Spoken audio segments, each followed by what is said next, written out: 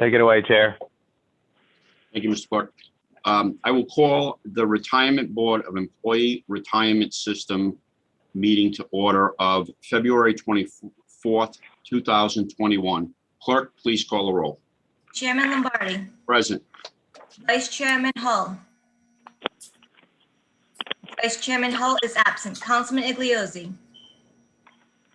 Councilman Igliozzi is absent. Ms. Olvera. Present. Mr. Kelly. Mr. Kelly is absent. Ms. Chase Labitz. Present. Mr. Colanino.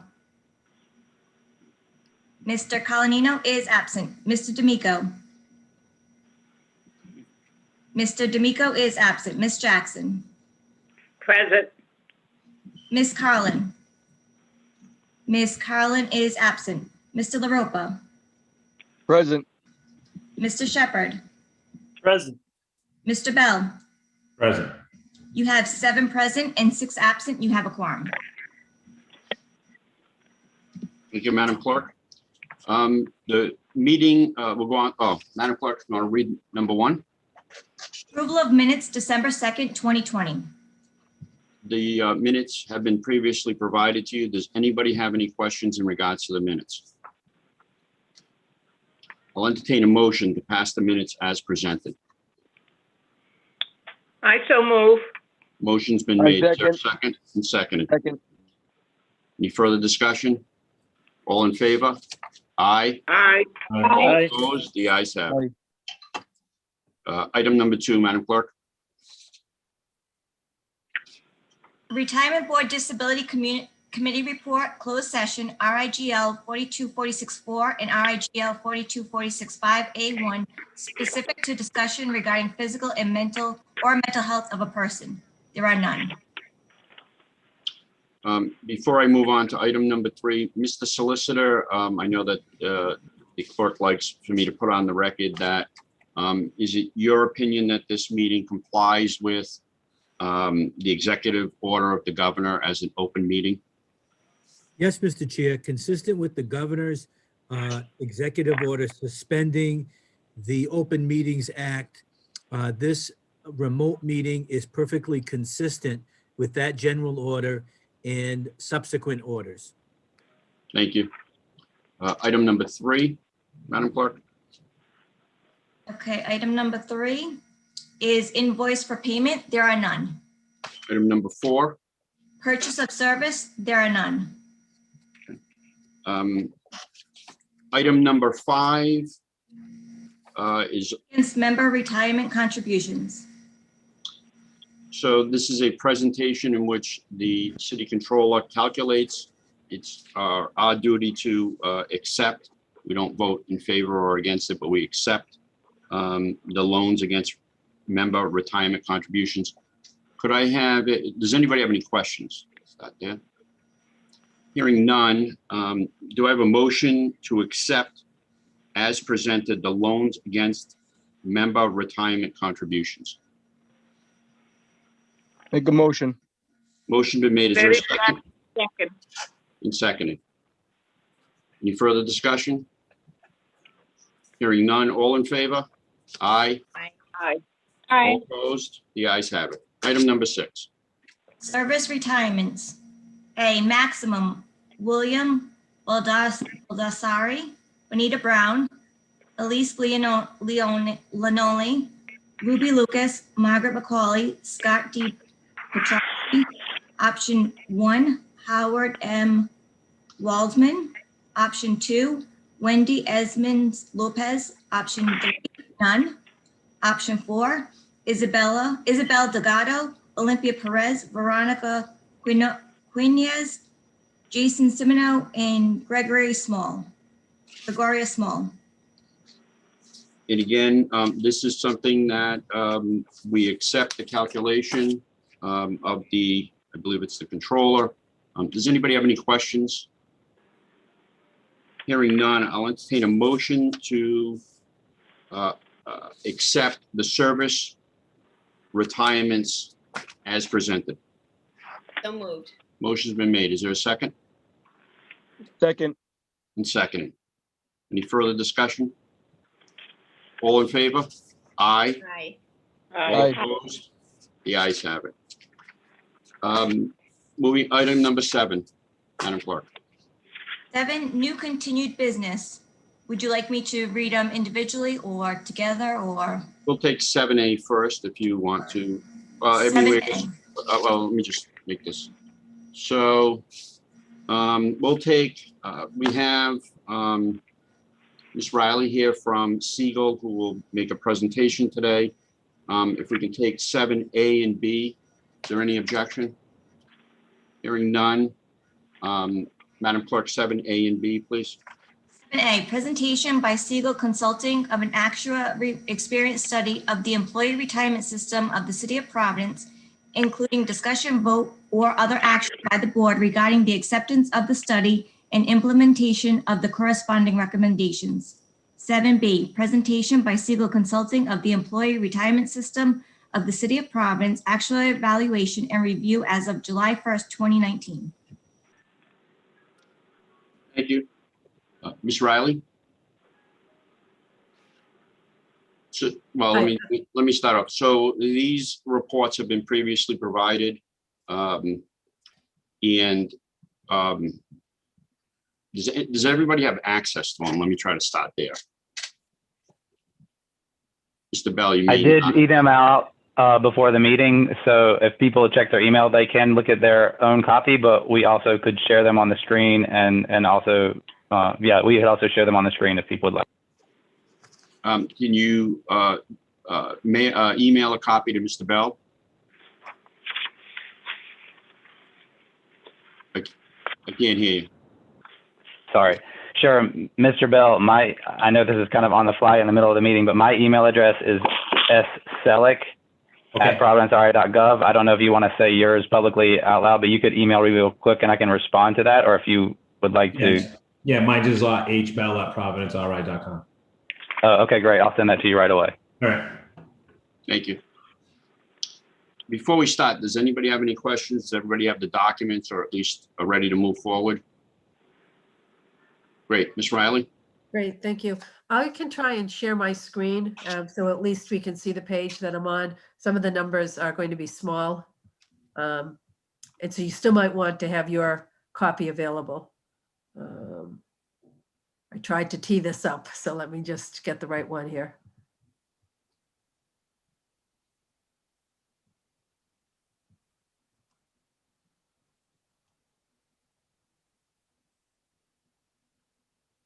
It's the GASB report. Okay, this is the experience study.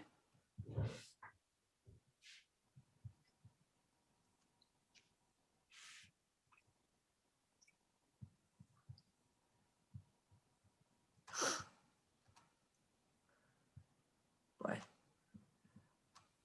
Okay, can you all see the experience study? Yes. Thank you. All right. So before I page through the experience study, let me just give you a little bit of an overview of what we have done here.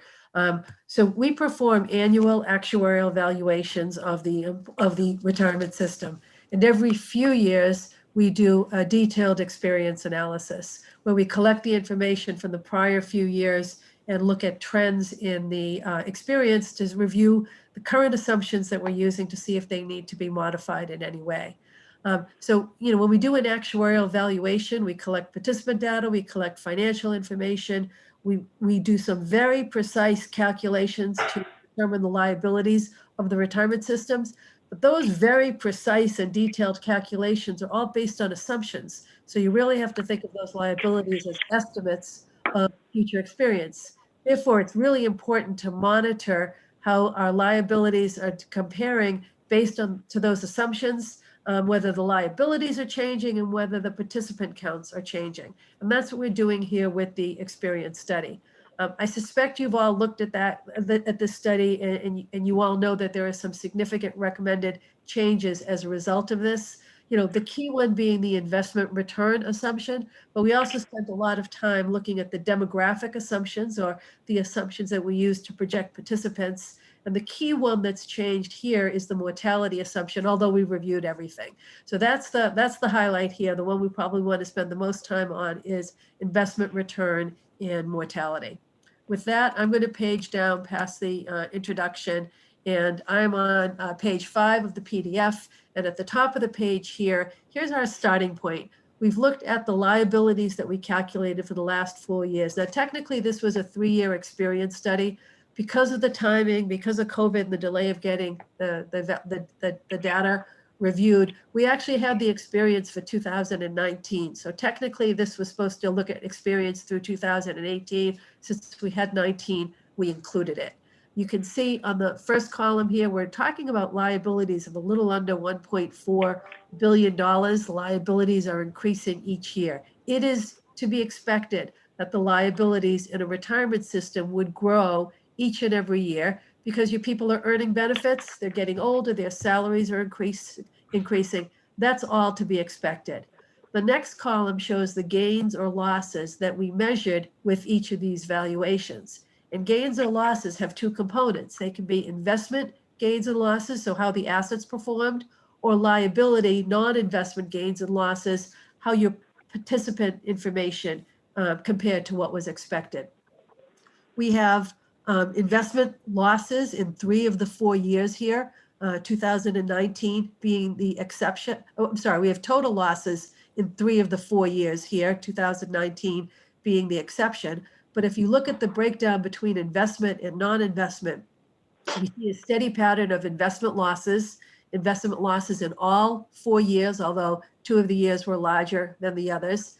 And on the non-investment side, kind of an interesting pattern, losses in the first 2 years, gains in the last 2 years, the last one being the largest gain. And I have some thoughts on the source of that, which we will get into in a couple of minutes. I'm going to move down. I've kind of given you the highlight of the assumption changes that we're looking at.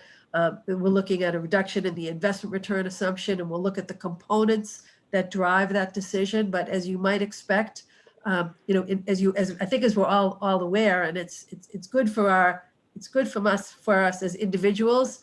Inflation is at a sort of a historical low.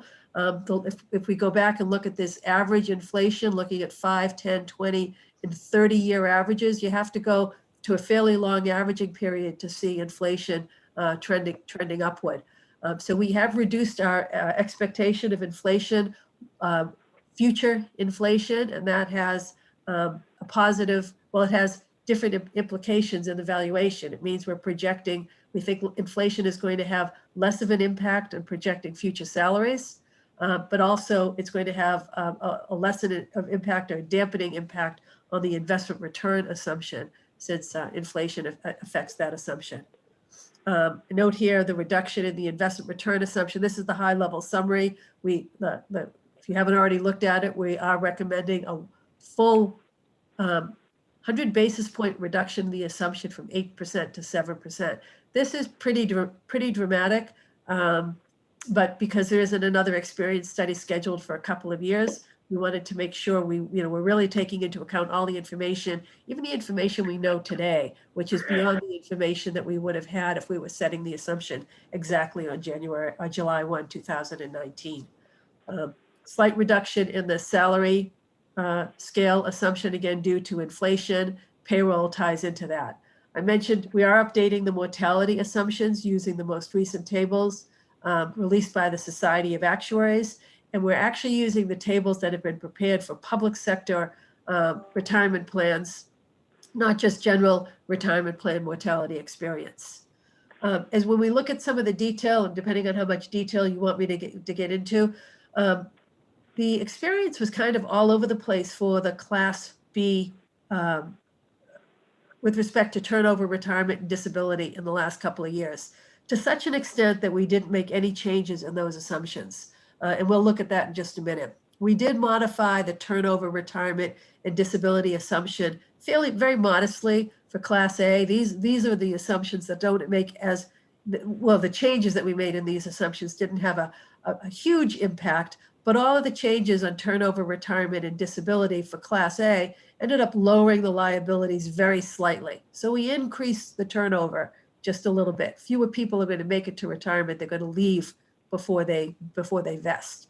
We delayed retirement just a little bit, lowering liabilities just a little bit. and we reduced the number of Class A disabilities just a little bit. Having said that, the changes in those 3 assumptions for Class A, but not a significant impact on the valuation. We looked at the asset valuation method, the other components of the retirement system, how we smooth out assets, that some of the technical funding methods, cost methods and amortization methods that we use in the valuation. We're not recommending any changes to those. So this page here, beginning on page 9 of the PDF, looks at the results of the experience study in a little bit more detail. We look at them for Class A and B separately on this page, and then for the retirement system as a whole on the next page. In column A, we show the baseline liability numbers. These are based on the 2019 valuation, the most recent valuation. First with no assumption changes, then with the demographic assumption changes to show you that impact, so we can just see what's driving these numbers. Then we layered in the change in the economic assumptions, but no change in the salary scale assumption. And then we layered in the reduction in the wage inflation or the salary increase assumption. So I'll walk through the numbers for Class A, a little bit more detailed to kind of set the stage, and then we can go through the Class B numbers fairly quickly. When we look at the retirement system cost impact, we look at the retirement system really in 2 buckets. We look at the cost for current benefit accruals. So you have employees who earn a benefit each and every year. You want to make sure that you are funding that benefit that they earn in the next year on an ongoing basis. Normal cost is the amount of money that you should be setting aside to fund that current year's accrual. For Class A, it's $9.8 million. As an offset to that $9.8 million, we have expected employee contributions. So that's the 1 year of employee contributions coming in for that year. For Class A, it's $7.9 million, meaning employer normal cost, or the amount the city should be setting aside to fund Class A benefits for 1 year's worth of benefit accruals, benefits being earned, $1.9 million. That's one component of the cost of a retirement system. That's looking forward to the benefits that are going to be earned the year after the valuation date. The other component is to say what benefits have already been earned and how well are they funded. What benefits have already been earned is reflected by this actuarial accrued liability, $488 million for Class A. You have assets for this group of $133 million and an unfunded liability of $355 million. I'm just going to slide down on my screen to Class B. Class B participants have different assumptions. They can retire earlier with different benefits. Their normal cost is higher at $11.4 million. There are fewer participants, but their normal cost is higher. And that's the tier of benefits that are available to Class B participants. Ms. Riley? Yes. Can you just give us an example of a Class A employee and a Class B employee? It's easier to start with B. B are police and fire, and Class A is everybody else. So B is public safety. The hazardous jobs, which is why they, the retirement eligible, you can retire on full benefits at earlier ages. Smaller group, higher normal cost. Expected employee contributions for this group of $4.9 million, employer normal cost of $6.5 million. You can see the liabilities at about $900 million, assets of 247. Assets are allocated in proportion to liabilities, resulting in an unfunded liability for Class B of $658 million. So as I mentioned before, we changed demographic assumptions. The key change here was the mortality assumption, with the other Class A assumptions being a little bit offsetting that mortality impact. And if you look at Class A numbers, column B, the liabilities with in column B of $494 million. That's about a 1%. I check this right. That's about a 1% increase in liabilities for the demographic assumption changes. For Class B, it's going from $905 million to $940 million. That's closer to a 4% increase. And that's because the change in mortality assumption was more significant and we didn't have those other changes. In column C, we layer in the change in the investment return assumption. Here's where you see the big impact. going from 494 million to 547 million for Class A. That's about a 10.5% increase in liabilities. And for Class B, we're going from 940 million to $1,051,000,000, about a 12% increase, a little bit more of an impact because the demographics of the group is a little bit different, and on average, a younger group. And then the last change that we made was then to say, well, we think it would be reasonable to lower the inflation, the projected salary growth, again, tied to inflation. This change in projected salary growth was based more on, I'll say, theory and expectations than it was on past experience. The expectation that inflation will be lower in the future, and that will result in fewer negotiated inflation-related pay increases on a going forward basis. And that had a slight, as you can see, very slight moderating impact on these liabilities. Class A, 547 million and change drops to 545. Class B, the $1,051,000,000 drops to the $1,048,000,000. That's the high level picture. These changes in liabilities have an implication on the cost to the retirement system, and we've captured that in the actuarial valuation. So I won't move on. I won't go into the detail on the impact on the ADC with this report. I'll wait for the next one. I'm going to pause just for a minute and see if there are any questions before I move on. Are there any questions? I'll pause periodically, but if anybody has any questions as we go, just let me know. I do have a quick question. Ms. Costa? I don't know if we can unmute her or. Hi. There you go. Can, We can hear you. hi. Okay. I have a question. I know that you looked at the past years to determine the salary. This is for the future funding of the pension system. With the 4.75 or 3.25 or 3.0 wage increase, how realistic is it at a 3.0 wage increase? Yeah. Well, wage increases are related to inflation.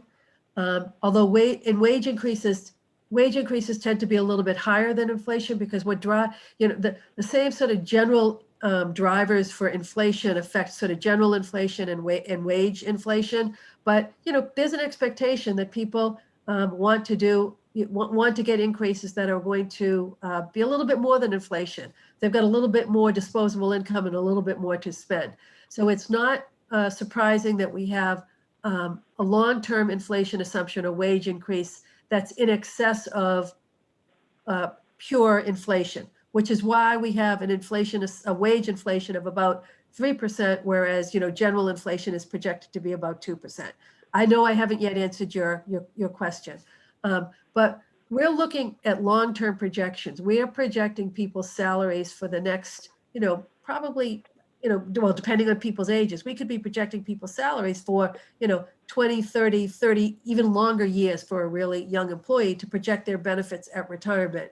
And in that long-term projection, we want to be thinking long-term, and long-term, we're looking at the drivers of inflation.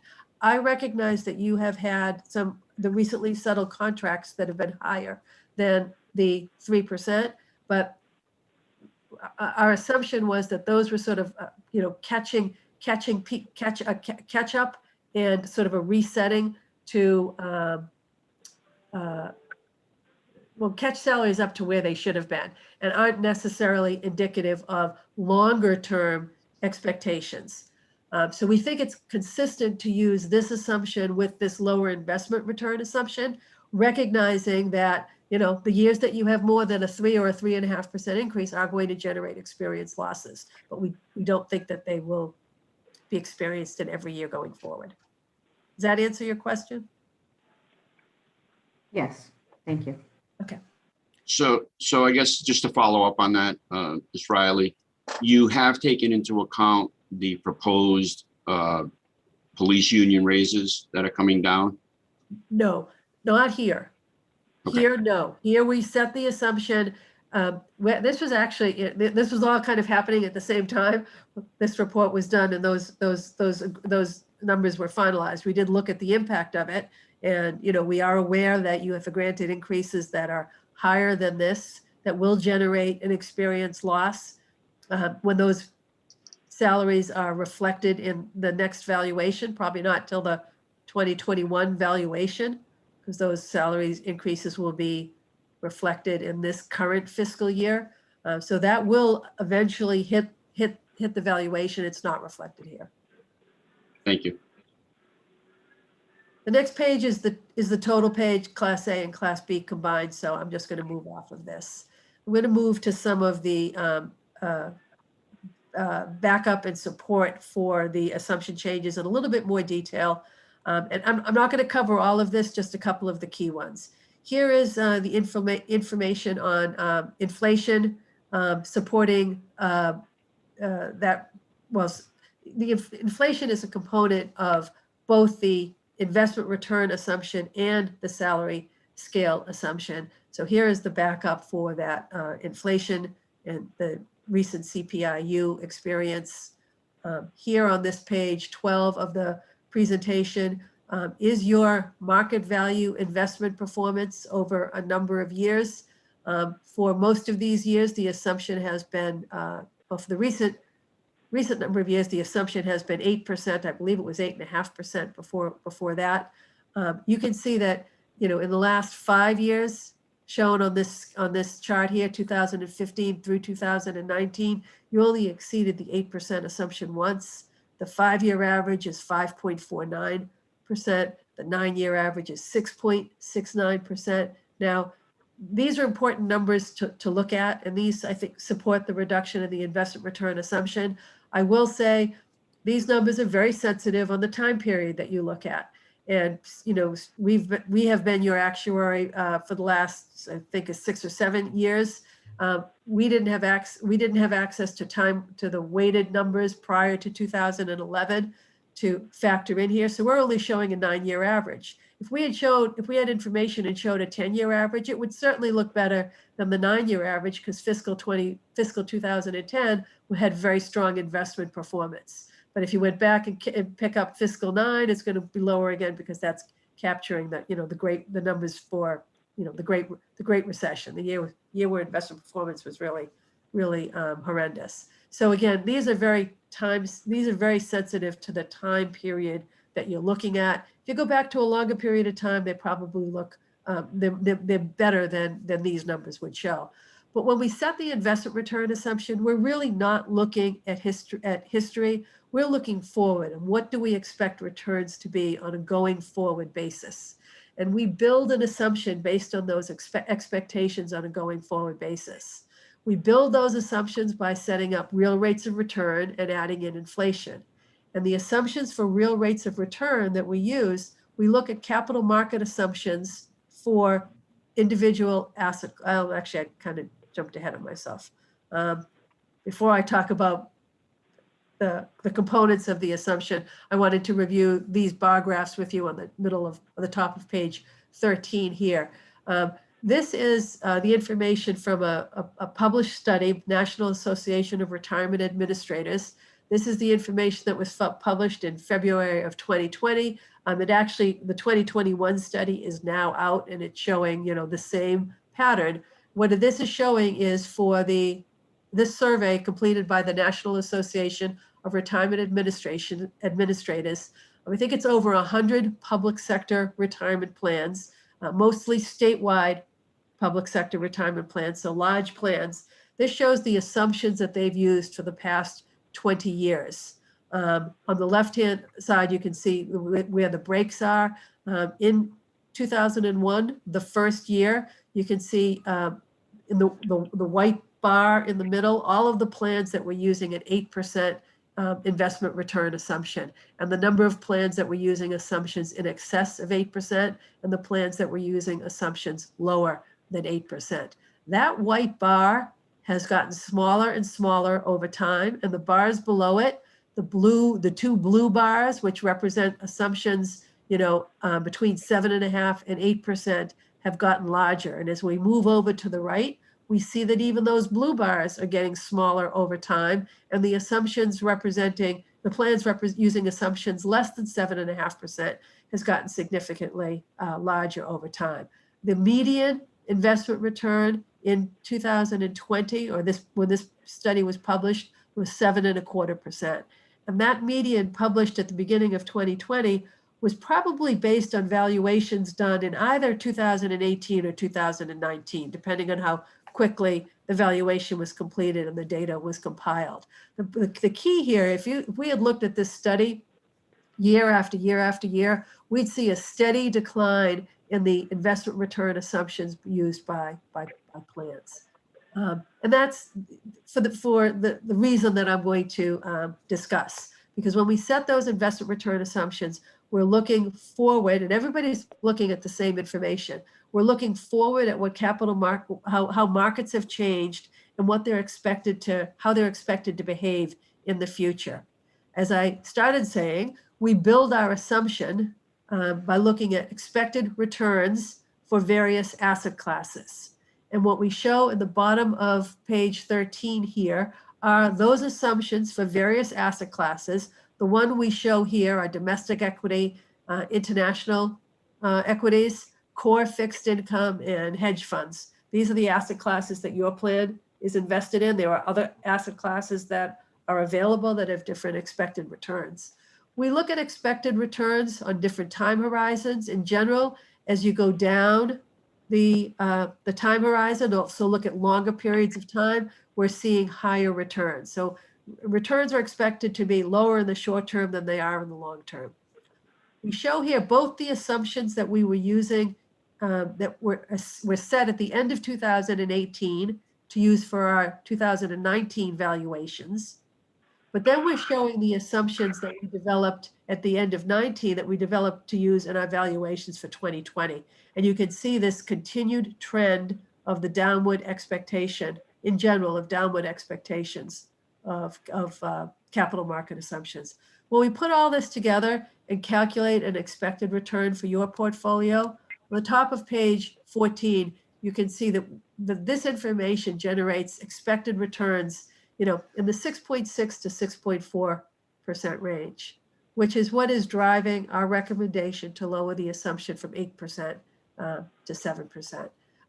You might say, why aren't we going all the way to 6.6 or 6.4? Well, partly because of the cost and partly because this is one tool, this is one data set to use to set this expected return on a going forward basis. We don't look at this number and say, this is the right number. There's no other right answer. This is one data point that we use. And we felt that for this valuation, for this experience study and the valuation coming up, that resetting the assumption to 7% was the appropriate place to land.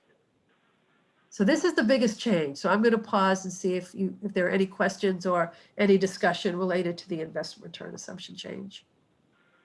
Are there any questions? Ms. Riley, would you expect the assumed rate of return to be further reduced in subsequent years? Well, our capital, one of the reasons, I'm going to go back a page. One of the reasons we included the 2019 information was when we were wrapping up this experience study to have the benefit of our most recent capital market assumptions, which were the ones developed for 2020. The ones for 2021 are a little bit lower. So we didn't have, those have just come out. They are a little bit lower. But I wanted to make sure we were at least factoring in 2019 so we wouldn't be coming back to you in 1 year and saying it needs to come down. I think using this, if you look at what the median assumption is, I think 7% is, it's probably at the high end of the range, but I'm comfortable using 7% at least for the short term.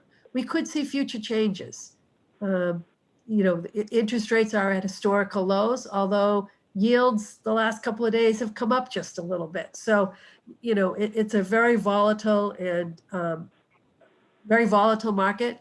Things are changing rapidly, and we just have to keep an eye on it. I don't think we need to. Don't want to overcompensate and drop it all the way to 6.5 and say, gee, we didn't really need to be that conservative. But you are right. There may be a recommendation at some point in the future to consider this again. Thank you. Any further questions? The only question I have, well, not question, request is that I know this report that was given for all, I would like to know if we could, each member could receive a copy of the report so we can have time to really read it and digest it. So, Mr. Clerk?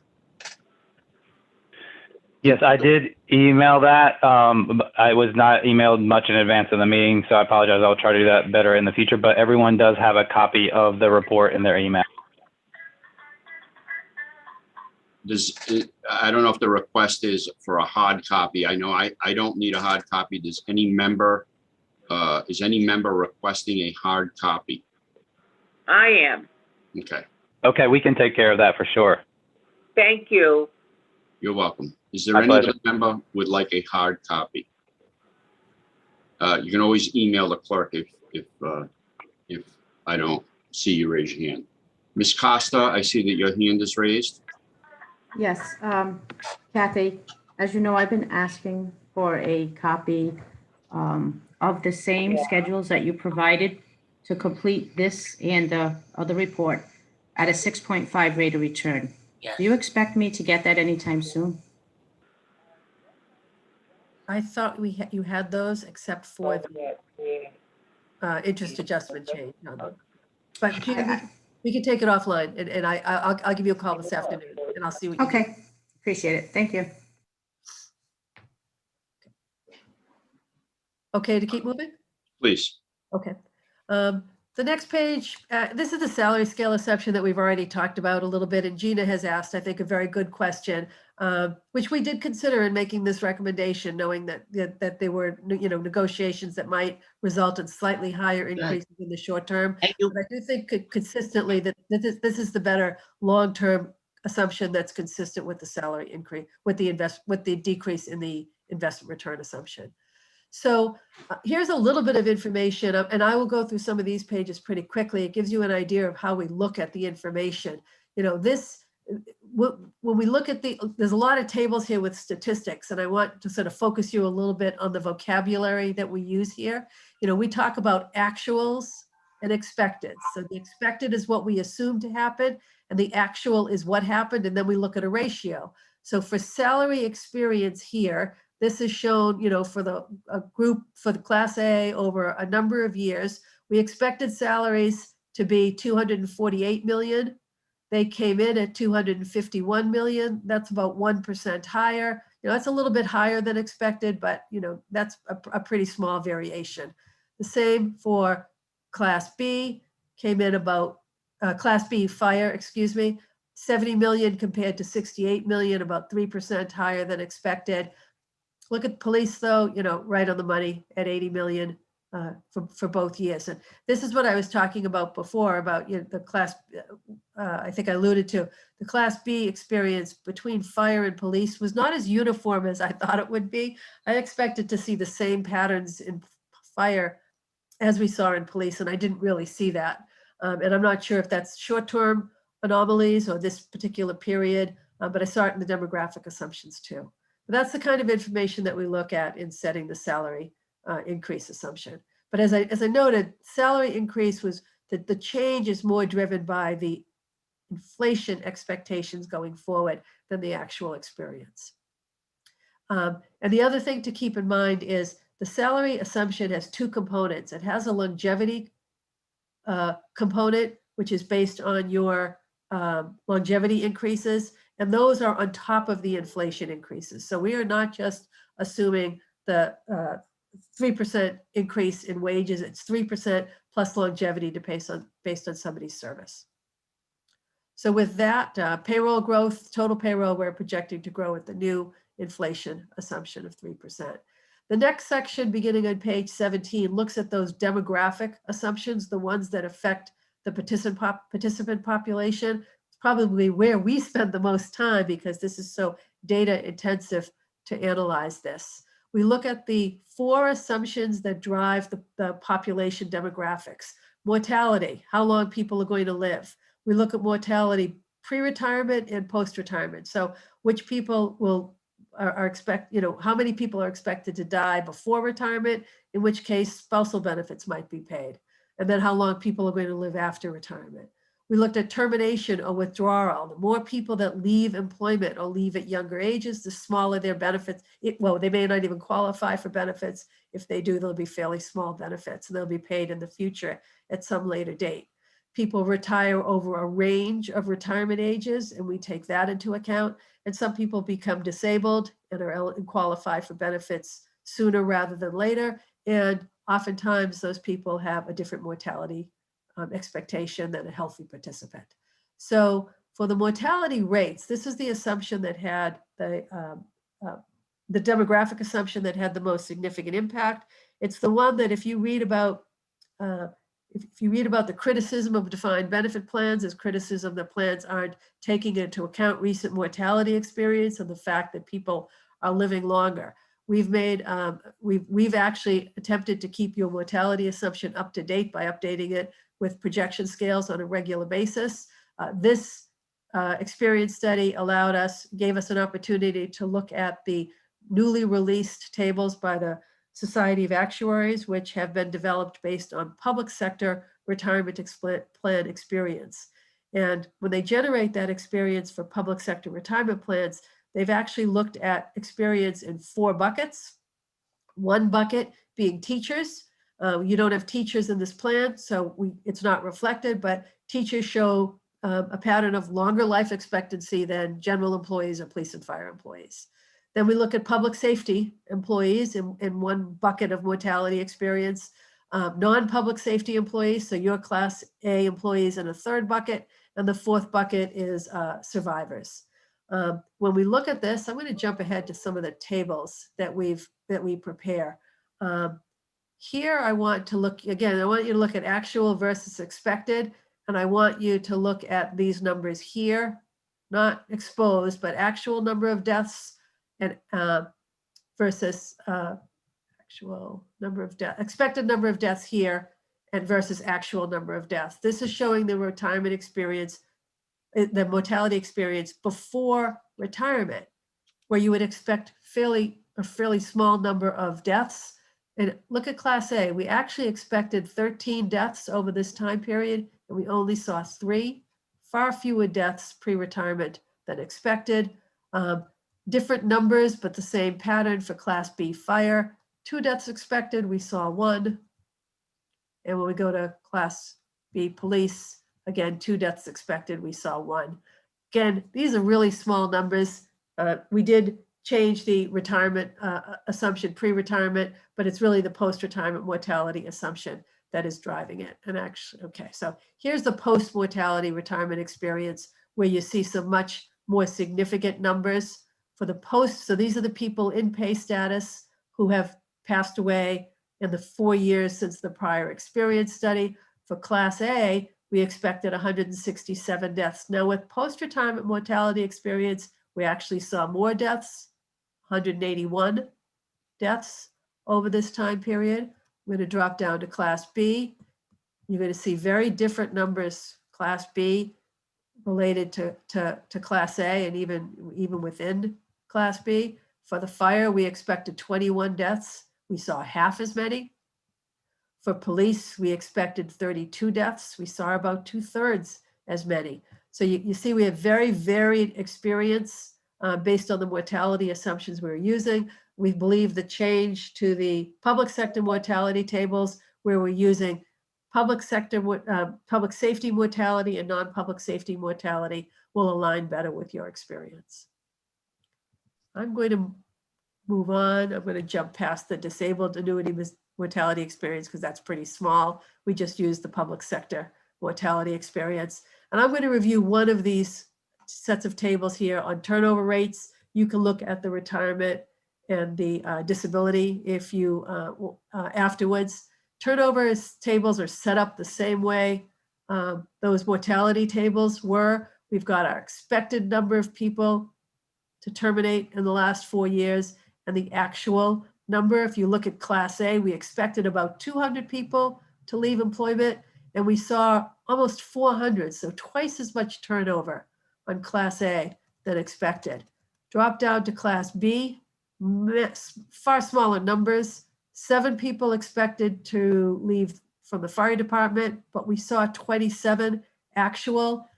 And now look at police, 6 expected and 9 actual. So very different experience between the police and fire.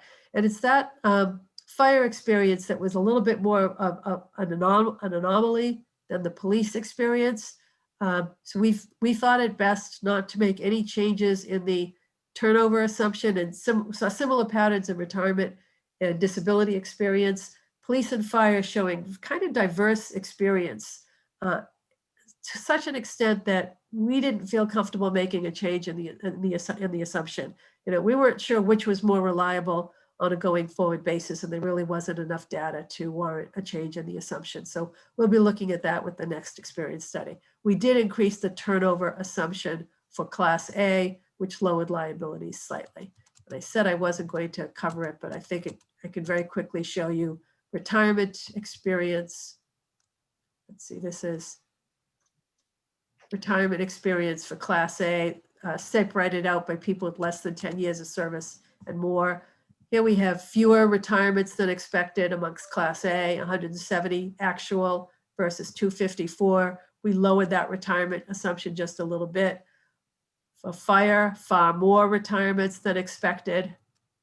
For police, fewer retirements than expected. So again, this police fire dispersion was just very unexpected and very unusual. Disability, same experience. Class A, fewer disabilities than expected. Class B, fire, more disabilities than expected. Class B, police, oops, I went one page too many. Class B, police, fewer disabilities than expected. So that I think covers the key points of the experience study. There's a lot of information here, but the big drivers of the change in the assumptions is the investment return assumption and the mortality assumption, and the investment being far more significant than the mortality. So thank you, Ms. Riley. If I may, I do see Vice Chairman Hall. Madam Clerk, if you can note him as being present. Present. So just to follow up on this, why this is before the retirement board right now is, one, for informational purposes, but two, the Providence Home Rule Charter puts the assumptions that Ms. Riley just presented in our hands, and as well as approving these assumptions and recommendations. So the actuarial experience study and moving forward is actually in the retirement board's hands. So I just wanted everybody to be aware of that. Ms. Riley did mention the big items that are in this report, being the assumed rate of return going from 8% to 7%, the mortality rate, the future wage increases changing, those type of things. At some point, and we can do this today or someday in the future, I believe we should accept the report and implement the recommendations, or in the alternative, ask Ms. Riley to come back with different assumptions if this board so chooses. Vice Chairman Hull, did you have a question? Correct. I want a little bit more on returns, the number from 8 to 7, but we can revisit this. I mean, what you just asked, because I don't know if that's the actual number where we should be at from 8 to 7, because we followed the 7 prior to this. I mean, we followed the 8% and it wasn't correct. I want to make sure that we're correct as we approve this recommendation. And if you can give me some more reassurance that this is where we should be, because I'm not sure on it. So that would be Ms. Riley. I actually, I mean, I don't know if you're believing it should be lower. That's correct. Okay, so that's, I would not assure you that it's 7%.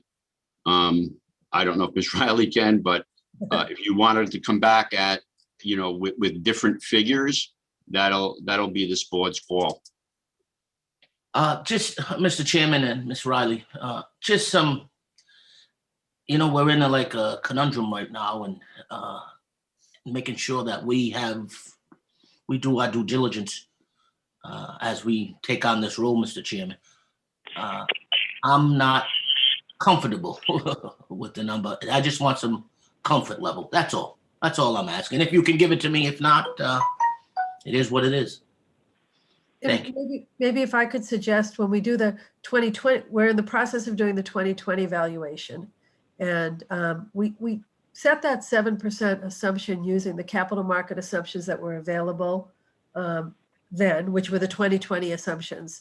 We can certainly look at those assumptions again and do some modeling of what a lower assumption would do, if you want, the impact a lower assumption would have on a future valuation, because it is an assumption. It is our best estimate of the assumption. I think I'm comfortable that this assumption is within a reasonable range, or I wouldn't be recommending it. I'd have to qualify the report if you were using something that wasn't in a reasonable range. Could you lower the assumption? Of course you could, but it has a budget implication. So, there is a balancing act between where within the reasonable range you select your assumption. You can be very conservative and pick an assumption at the lower end of the reasonable range, but it has a budget impact. So I realize there's I sort of, understand that. yeah, there's two pieces here. What's the reasonable range, and where do you want to be within that reasonable range? And we can certainly model, other numbers for you. But we could do that, I would suggest we do that with the next valuation when we have more up-to-date information. Thank you, Mr. Chairman. Thank you, Ms. Riley. So Vice Chairman Hull, would you be willing to accept this report? And I'm only asking, and the board, of course, to accept the report, implement the recommendations, and have Ms. Riley come back in. Ms. Riley, when will that report be ready? 6 months, 8 months? Before that, we're working on it now. It will be done on a different, much more accelerated timeline compared to this report. I would say it would be done sometime in May, April to May. I'd like to say April, but let's say April or May. You want to invite her to the June meeting, and we can take this issue up again, but in the meantime, we're moving we're moving very positively in the right direction. Yes, Mr. Chairman, I'll follow your lead. I'm fine. We can come back and review it. But if we have to move today, I'm comfortable. We don't have to move today. I just think that it's the report's there. It's a very positive direction. It'll be up to this board as to if it's enough. But by accepting this, at least we're moving in I'm going to say very positive direction. So. No problem out of me. I voiced my objections, and I'm satisfied with Ms. Riley coming back later. So I'm fine. Thank you, Mr. Chairman. Okay, thank you. Does anyone else have any questions? I don't have a question. Well, it's a question, but it's not a question. This is Betty Jackson. Yes. I asked for a hard copy, if I can have a hard copy. And if they move to accept the report, is there any way the board, after everybody has reviewed their copy, to have some maybe input at our next meeting on, this report? My thing is, I'd like to, we received it this way today, but I also like to read it thoroughly. I have no objections to moving to accept, but I really would like to, read it. Sometimes it takes some of us a little longer to absorb the stuff, but all of the graphs and all of that stuff, I want to look over it. Okay.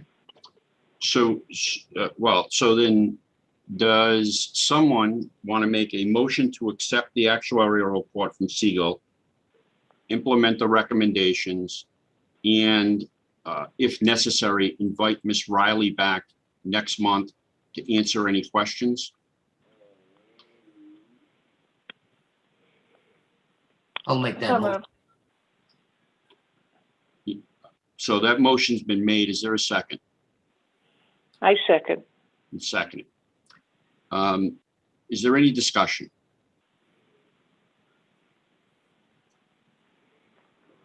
Hearing none, Madam Clerk, you want to roll call this, please?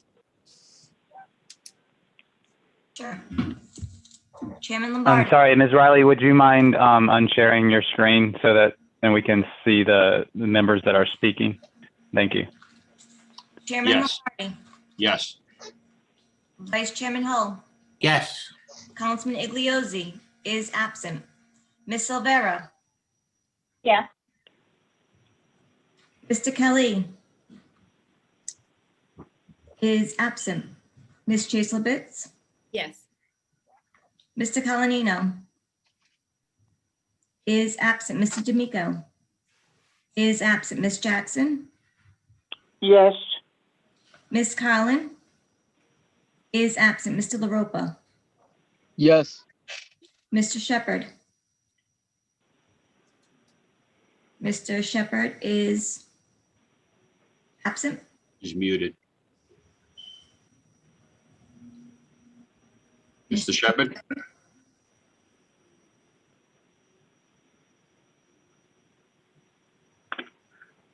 Okay, I guess he's not voting. okay, not voting. And Mr. Bell. Yes. Okay, so you have 7 ayes, 5 absent, and 1 not voting. Thank you, Madam Clerk. Ms. Jackson, if I may ask that you get in touch with the clerk, I'm going to say in the next 2 weeks to determine if Ms. Riley, or I guess any member, if Ms. Riley needs to come back, I'm sure that she would have to accommodate, in her schedule to give her some time. Is that fair?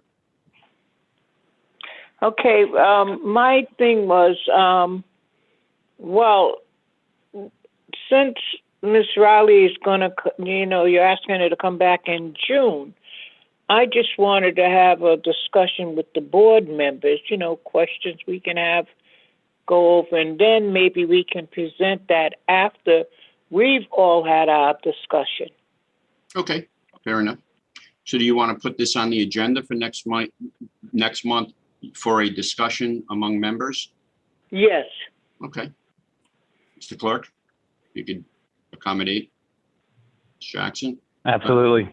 Ms. Riley, if you can be on, we are going to invite you back in June, but if you can be on standby, understanding that, it's you may be scheduled for something else or whatever, we will contact you as quickly as possible if we would like you on live. If not, we can send you questions in advance, questions.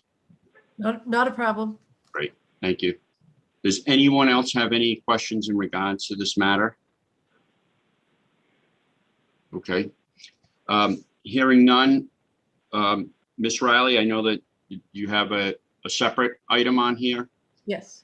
I know that there is a meeting coming up. How do you want to address, can you address that quickly? I can go through that, just a couple of key points in that report, Thank you. if you want. I'm going to share my screen again and flip to the valuation report, which is, it's the guy.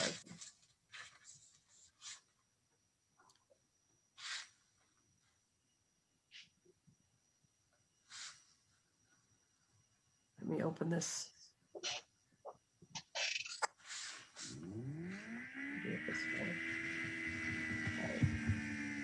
Can you see the valuation report? Okay, so this is a long report. I think for your purposes, the summary, the highlights beginning on page 6, 7, and the key numbers through 9 are the summary of the valuation report. a good takeaway. If you wanted to review the report after the meeting, if you wanted to send it to select people, that's a good summary. I'm going to review section 2 of the report, the highlights in section 2, and I will cover those highlights in section 1, so we don't need to go through them twice. So as we've said before, when we review the valuation report, we're looking at the information through the this is the June 30, 2019 valuation. We're looking at information through June 30, 2019 and projecting what we expect to see going forward. And we're using this information, we use this information in the experience study. On the bottom. Ms. Yes. Riley, can you just explain what the 2 reports mean? So the experience study is for one thing and the actuarial valuation is for a different thing, just quickly so that board members understand. The experience study was to set the assumptions, to review and set the assumptions to use in this valuation report. And we did it a little bit interactively. We used these liabilities to look at the impact of changing the assumptions. And then we went back to the valuation and finalized it using the recommended assumptions. So the recommended assumptions are reflected here, the 7% investment return and the mortality assumption change. So this summarizes the participant information that we received for the valuation. Look at the active participants. We do have more participants in this valuation than previously. The numbers aren't that dramatically different, a few more. We've had actually a pretty stable population over the 11-year history that's shown here. The retiree group has grown over the entire history, but still pretty level compared to the prior valuation. One of the key numbers that we look at is this ratio of retired participants or non-active participants to active participants. So the number here, the 1.24, represents the inactive and retired participants, which total about 375 people divided by the number of active. So you have more people not working in the retirement system than you have working. I think it's better actually to strip out those inactive participants. The majority of them would just do a refund of contributions. So you have a few more retirees than you have actives, and that's actually a pretty good a place to be, a little bit more than a 1-to-1 ratio, but at least you have contributions coming in for almost as many actives as you have retirees. There's some information here on the demographics of the group. The count hasn't changed very much. The average age and average service hasn't changed very much. So a distribution of your retirees by month and by age, of the 3,200 retirees, you're paying out monthly benefits of almost $8 million. A month, it was $7.9 million in the prior valuation. In the interest of time, I'm going to go through some of these pages quickly. This is a 10-year history of your cash flow. So it shows the relationship between employer and employee contributions and benefits paid. Let's focus on 2019. Benefits exceed contributions coming in from both the employer and the employee. That means that you need investment income in order to pay benefits without, tapping into your assets. It's a small percentage of your assets. So for your assets to grow and be available to fund future benefits, you need those assets to generate that 7% return. A small amount will be used to cover the next year's benefit payment. The majority of that investment income, if you see the 7% return on each year, will go towards funding unfunded benefits. What's positive about this graph here is how the gap between benefit payments and contributions has come down significantly over time. You've been ramping up your contributions to get to fund these benefits. I'm going to move to the next page, which shows when we do this valuation, we don't use the market value of assets to determine the unfunded liability. We use what we refer to as the actuarial value of assets. It's related to market value, but it smooths out market volatility. The goal here being to minimize volatility, not to ignore market performance, but to smooth out volatility. And the way we do that is we look at gains or losses over the prior 5-year history. You can see them here. That's this item 2 original amount column. 4 of the 5 years were losses relative to the assumption. 1 year was a gain. We recognize them gradually over time. I'm going to jump to the bottom line. We're deferring the recognition of about $13 million in losses You defer a loss means you add it back into the market value of assets. So we're using an actuarial value of assets of $380 million, which is almost 4% higher than the market value. And we point that out because if we use market value, the numbers would look different. You'd have a slightly higher unfunded liability. I will note that when in the schedule where we project assets and liabilities, we're rolling these gains and losses into the schedule. So we're not ignoring them in the projections, but they are ignored in anything that looks at, an as of date using the actuarial value of assets. So let me stop you there, Ms. Riley. So the purpose of this document is for one, budgetary purposes, and two, valuation purposes. Is that correct? Yes. Okay. So if I may, and again, we can have Ms. Riley back. It's just that the clerk's office does have a meeting at 12 o'clock. And I'm trying to be respectful of that. Vice Chairman Hull. Thank you, Mr. Chairman. I'm having trouble looking at the chat. Could I have a hard copy, please, of this last report sent to me? Absolutely. Thank you. I would like to, and if I may, a hard copy sent. Absolutely. Thank you. Absolutely. Appreciate it. I only need this portion. That's all. Thank you. I would like both. Thank you. Okay. Does anyone have any questions in regards to this document? Does anyone want to have further time to review it? If I'm going to say that if we approve the last one, this is really more of a calculation based on the last one. Is that correct, Ms. Riley? Yes, it is. It determines the actuarially determined contribution of the amount the city's the basis for the city's contribution to the plan, to the systems. So do we want to continue to review this or accept it and implement? Well, I don't know if there's any recommendations, just accept the report as presented. Mr. Chairman, could I suggest Yes. looking at one page? Absolutely. Okay, I'll jump over all of this and move to page 27 of the report, which looks at the long-term projection of the retirement system. I think this is where we pull Ms. it Riley, out. I'm sorry to interrupt you, but I think maybe the document you're sharing and the document that you're looking at might be different on your screen because we're not seeing any movement. Not seeing page. Correct. Okay. Oh, okay. Let me stop sharing and start again. And if it doesn't work, then do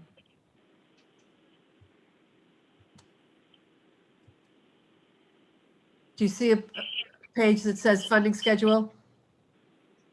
Yes. Yes. Yes. Okay. This I apologize if we weren't on the same page, so to speak. This is page 27 of that PDF, and it includes what we refer to as the funding schedule, and it takes the results of the valuation, those liabilities and the unfunded liabilities that we saw in the experience study, and it says, how are we going to fund them? What amount of money does the city need to set aside each year to fund the system? This schedule is the amount of money that needs to be set aside to fund the system by 2040, fiscal 2040. There's 21 years on this schedule, 21 years of funding, beginning with fiscal 2020 and ending with 2040. And we're already past the first year. So there's 21 more years remaining on the schedule. What we have done is column 5 here, labeled the actuarially determined contribution, is the amount of money that needs to be set aside based on this valuation and the assumptions and the experience, and assuming everything is met going forward, that needs to be set aside to fully fund the system by 2040. And you can see when you get to 2041, you have no unfunded liability. We've done a little bit of smoothing out with this schedule. The way we set this schedule is, what rate of increase do we need to have in this schedule? Well, we did two things. We said we want to have a uniform increase in the actuarially determined contribution and still be fully funded by 2040. We held the actuarially determined contribution fixed for the first 3 years of the schedule, fiscal 20, 21, and 22, based on the prior valuation. because of COVID-19 and where you were in the budget process and when this valuation was being completed, we didn't want to implement or have it affect your contributions until fiscal 2022. So fiscal 2023. The first 3 years of the schedule, the actuarially determined contribution is the same. So if you're, sort of simple math, if you're making a smaller contribution now, it's going to be a slightly higher contribution later on. So that holding the schedule flat for 3 years or fixed with the prior schedule has a small implication in stretching the cost out a little bit further. Thereafter, the appropriation is increasing about 5% per year, the actuarially determined contribution. So for budgetary purposes, we're saying that once you get past these sort of fixed numbers for the first 3 fiscal year, the city's contribution in aggregate is going to increase a little over 5% per year, and it'll be fully funded in 2040. Assuming all things are met, and we will look at it again and reset the schedule with the next valuation. So with that, I'll stop talking. I want to be respectful of your schedule, but I think this is the key takeaway from this report: is what is it going to cost you? So, Mr. Clerk, when's the next meeting? Schedule? Let me check my calendar. It would be March 24th. So, Ms. Riley, do you have availability for a short period of time on March? Did you say 24th? Sorry. Wide open. Yes. Okay. So we start our meetings at 10:30. If you would be available, but let's continue. I'd like to continue this matter for 2 reasons. One is so you're available for questions, and then 2, to maybe go further into this, the funding schedule. I see, column 3, which is deferred liability. I'm not quite sure. I'd like this committee to understand that, or this board to understand that before we move forward on this. So does anybody have any questions? No, thank you. Hearing no questions, I'll entertain a motion to continue this matter to the next scheduled meeting. Ms. Riley, I could you suppose- unshare? Thank you. Betty Jackson. Motion's been made. Is there a second? Second. Second. Seconded. All in favor? Aye. Aye. Aye. Aye. All opposed? The ayes have it. Ms. Riley, thank you for taking the time. Very informative.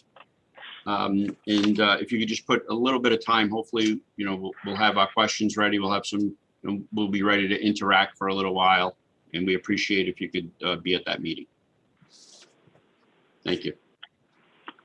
Moving on to 7C, I believe. 7C, the board may meet in executive session pursuant to RI General Laws 42464 and 42465A2 to discuss the Rhode Island Supreme Court decision and motion in regard to Jared Starnino versus Employees Retirement System of the City of Providence, number SU 2018-0233-MP. It's a solicitor. Mr. Chair, I'll be very quick. And you just froze. We had a firefighter apply for an accidental disability. Starnino, consistent with the ordinance, the individual went to 3 different medical examiners. The opinions were all over the place, and the board went through a number of documents to determine if the accidental disability. The board relied heavily on doctor who noted the individual could return to full capacity subject to a functional capacity evaluation. The board, consistent with prior Supreme Court decisions, gave greater weight to Dr. Lifrak than it did to the functional capacity evaluation, not to mention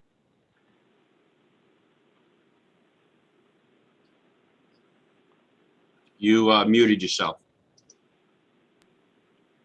Supreme Court on February 5th determined that the retirement board did rely upon evidence, legally competent evidence, to deny the application for accidental disability and affirmed the board's decision.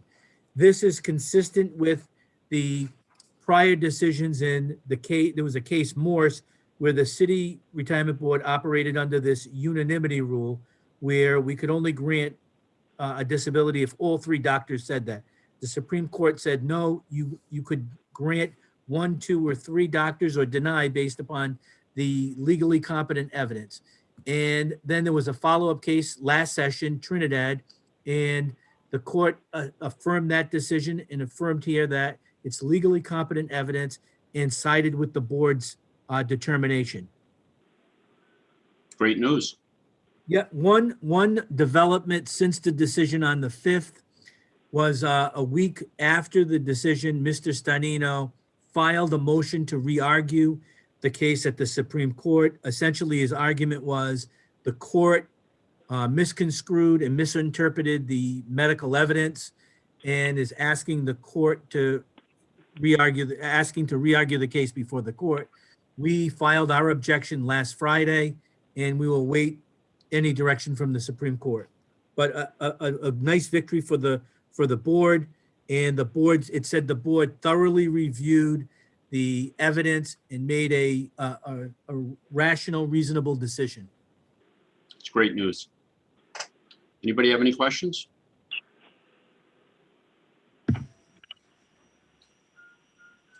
Hearing none, I'll move on to 7D. Board may meet in executive session pursuant to RI General Laws 42464 and 42465.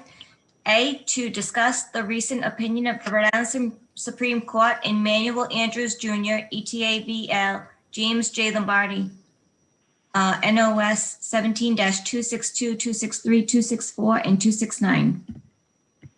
Mr. Solicitor? Mr. Chairman, the last time we spoke about this a couple months ago, the board wanted to know where we were on a status. Since that time, the retirement office has paid the individuals who were due retro amounts consistent with the Supreme Court decision. As I mentioned at that time, there were a number, 29 retirees where the court remanded the case to the Superior Court for a determination on what is reasonable on the COLA freeze. That has a briefing schedule, and that is currently being litigated in the Superior Court. Also, the issue that came up was how much has the city spent on, or how much has the city incurred in legal fees in the opt-out litigation. And I can tell you over 10 fiscal periods, the total is $1.5 million. It's actually $1,534,609.04 to date.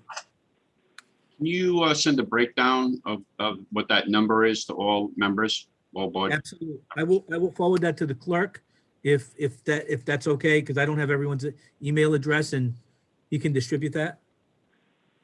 Thank you. Yes, sir. Does anyone have any questions? Hearing none, I believe that we answered 7E by swearing in Mr. Bell. Does anybody have any questions in regards to that? I'll skip to Madam Clerk, if you want to read item 7F. Election of one member to the Retirement Board Medical Subcommittee. So I'll open nominations for the appointment to the Retirement Board Medical Subcommittee. Is there any? Sorry. No, go ahead.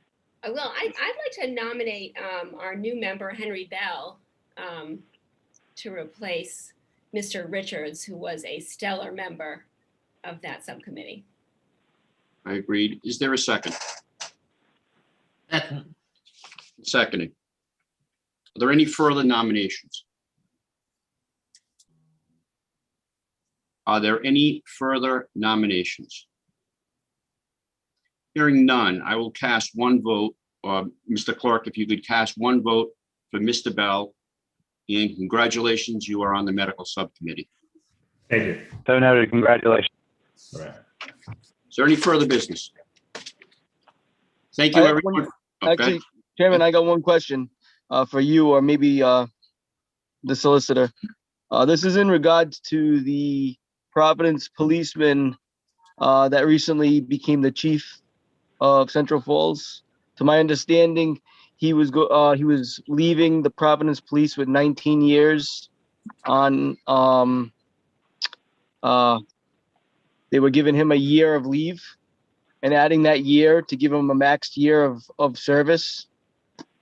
I was just curious if everyone was aware of that.